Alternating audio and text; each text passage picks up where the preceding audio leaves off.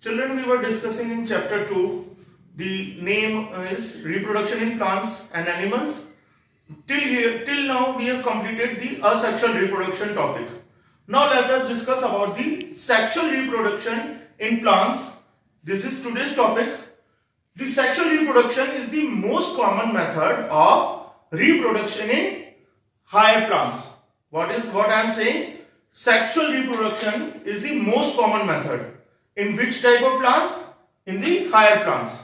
And which organ is responsible for this reproduction part? Because plants have many organs, like vegetative parts are there: stem, root, leaves, flowers, fruit, seed. But out of them, which organ is responsible for the reproduction? Flowers are reproductive organs. Okay. Of seed-bearing plants. Which type of plants? Seed-bearing plants. In seed-bearing plants, flowers are responsible, which are called as angiosperm. What I am saying? Flowers are the reproductive organs of seed-bearing plants and called as angiosperm. Flowers form seed that develop into new plants. What flowers do? Flowers form seed. After that they develop or grow as a new plants. Though the color, shape, and size of each and every flowers may be different, but they have a common structure.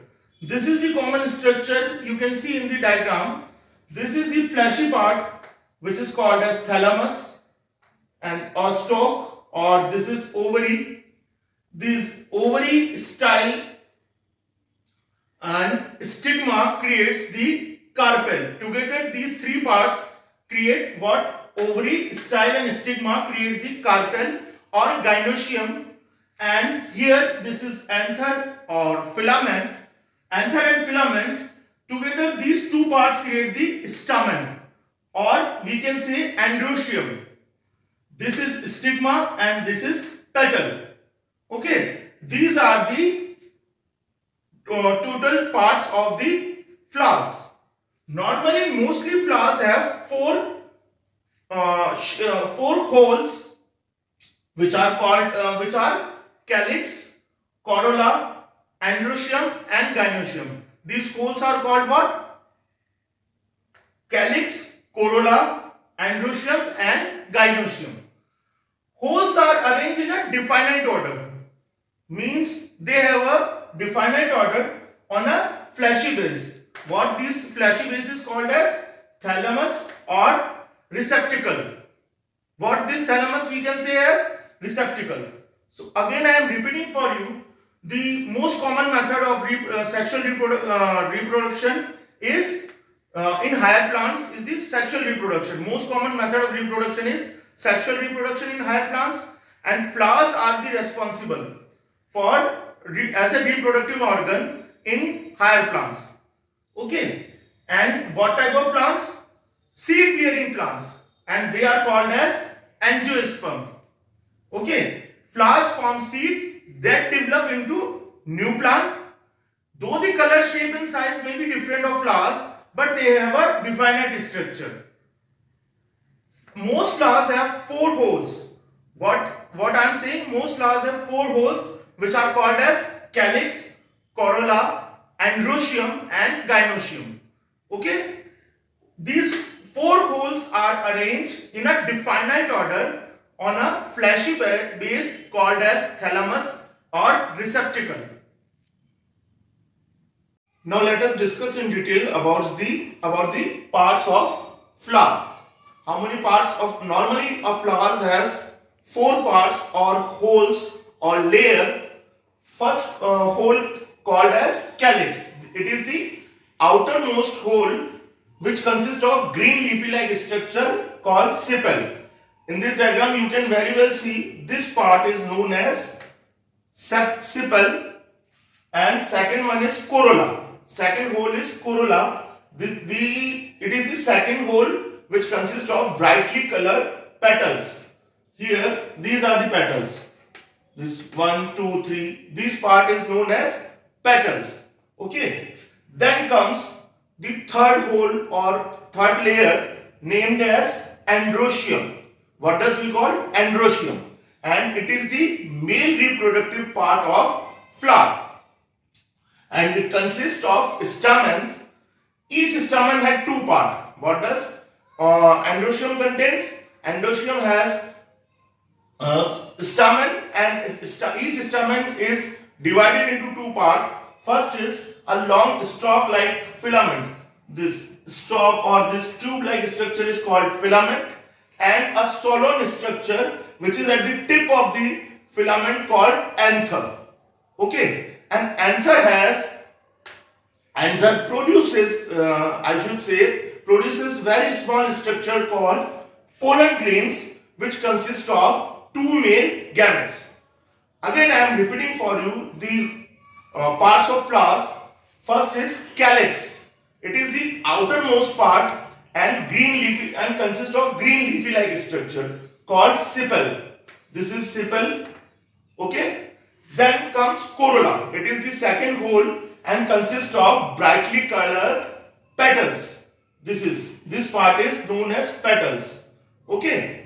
Then comes the third part, that is androecium, and androecium is the male reproductive part of flowers, which contains stamens, which consists stamen, and each stamen is divided into two parts. First is a long stalk-like structure or tube-like structure called filament, and a solan structure which is at the tip of the filament known as anther. And anther produces hundreds of small structure called pollen grains. And pollen grains produces each pollen grains pollen grains consist of two male gametes. Now let us discuss the last and fourth part of the flower, which is gynoecium. It is the innermost hole of flower, and gynoecium is the female reproductive part of flower.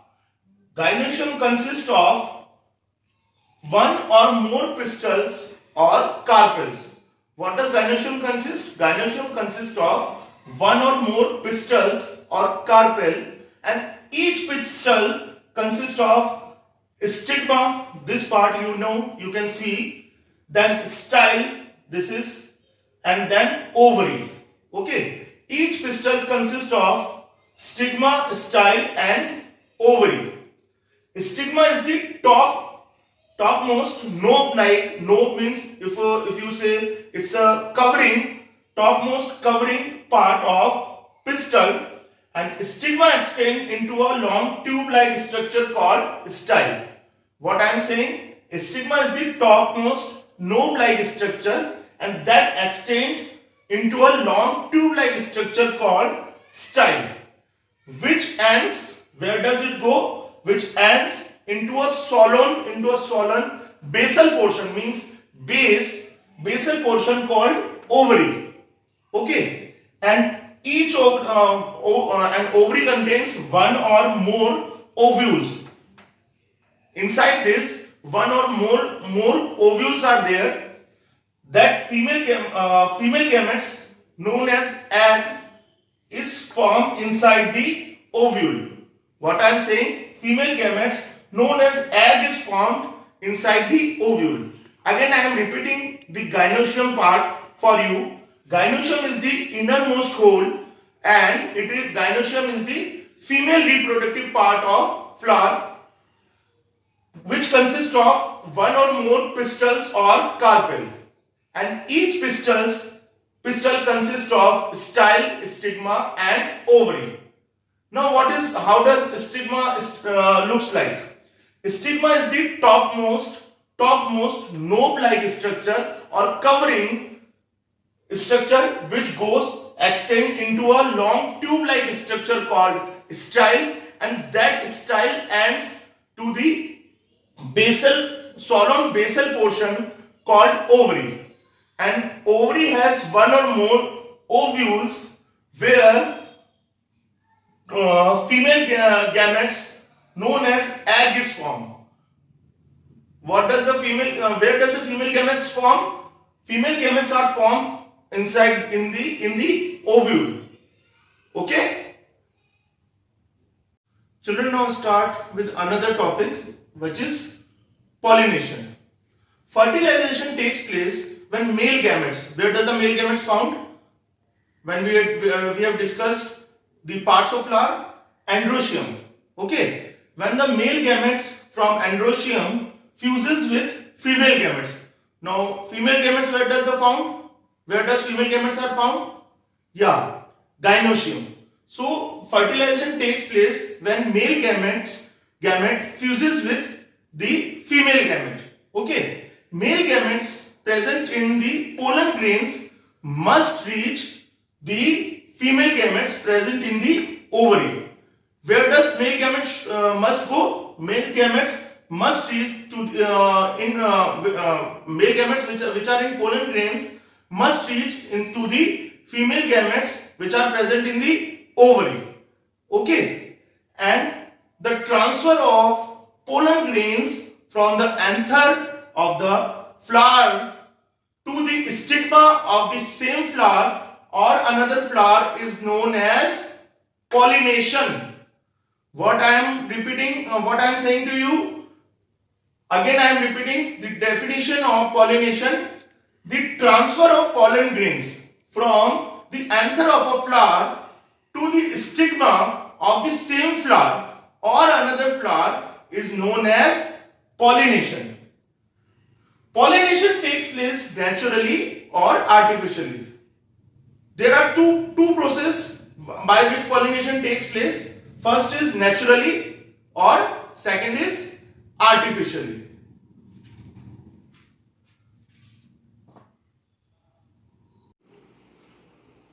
Dear children, we have discussed about the sexual, we have already started the topic of sexual reproduction in plants. In that we have discussed about the flower. Parts of flower we have already discussed. Now let us discuss about the natural pollination. Okay. Here natural pollination is divided into two parts: self-pollination and cross-pollination. What is happening in self-pollination?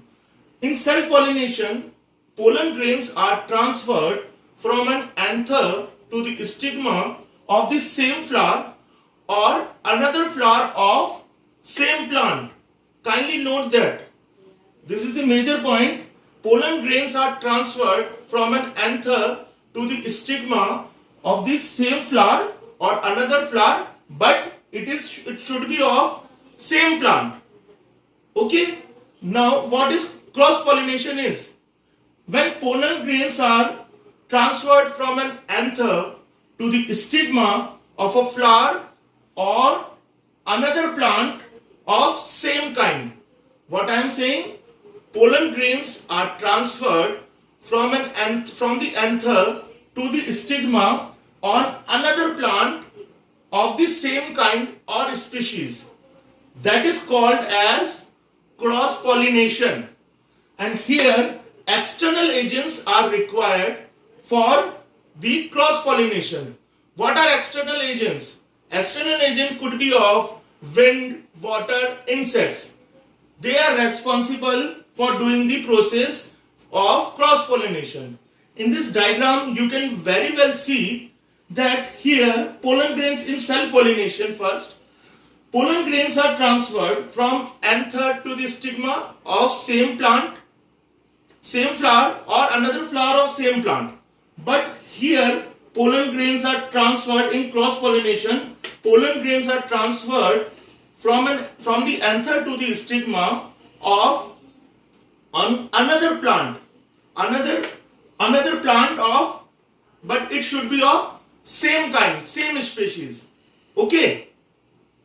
This is the major difference between self-pollination and cross-pollination. Here, in self-pollination, plant should be the same. But here, in cross-pollination, plant can be different, but it should be of same kind or species. Then it could be called as cross-pollination. So now please down your homework for today. From page number 36, from the topic of short and precise, you will have to attempt question C's first question and fourth question.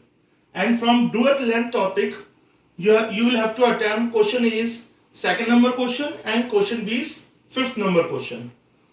These all questions you will have to write down in your notebook.